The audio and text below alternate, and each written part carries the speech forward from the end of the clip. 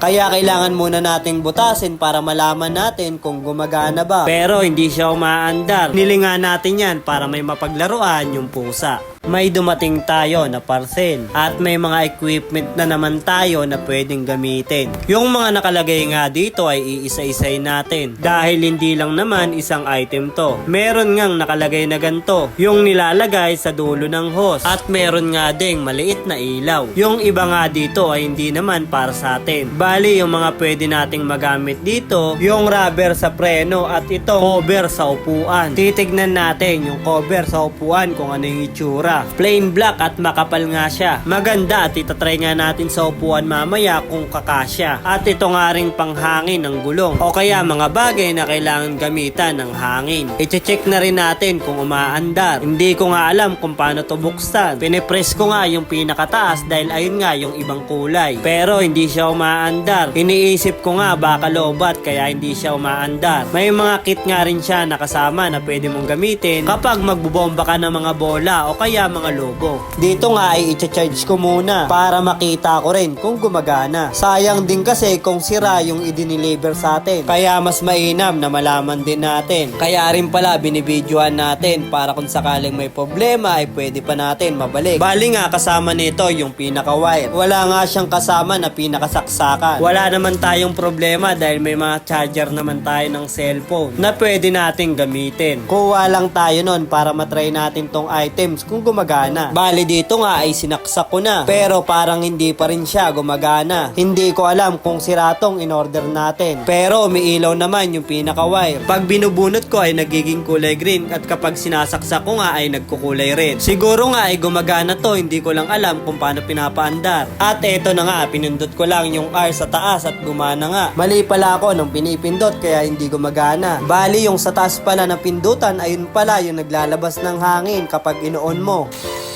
At ayun nga yung pinakatunog niya kapag umaandar. Naka-charge naman pala tong in-order ko at hindi ko lang alam kung paano gamitin. Yung R pala sa taas, yung on and off. Kailangan mo nga lang pindutin kapag papatayin at kapag bubuksan. At dahil nga alam na natin kung paano buksan, titignan naman natin kung may lumalabas na hangin kapag pinapaandar.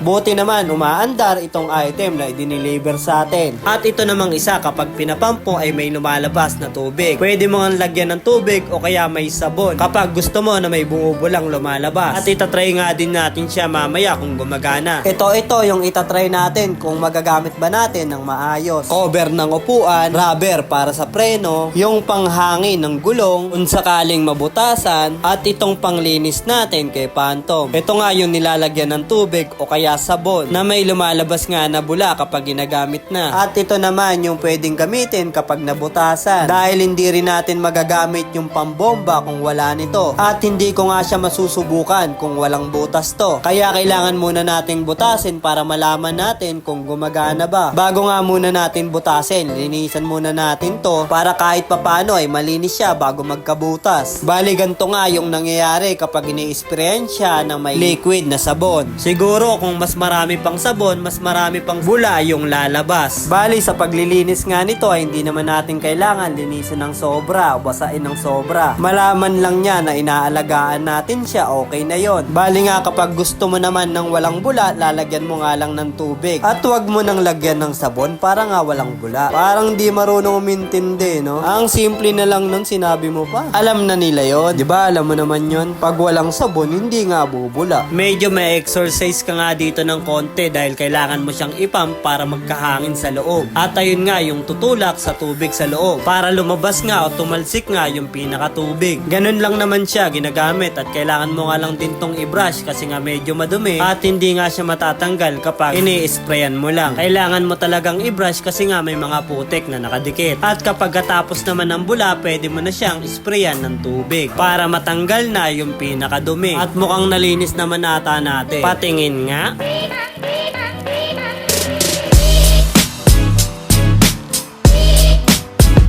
Alam mo talaga nalinis eh. At ito na nga rin yung cover nakabit na natin. Saktong-sakto naman. Kahit nga medyo malaki yung upuan, kumasya naman siya. Pinili nga natin yan para may mapaglaruan yung pusa.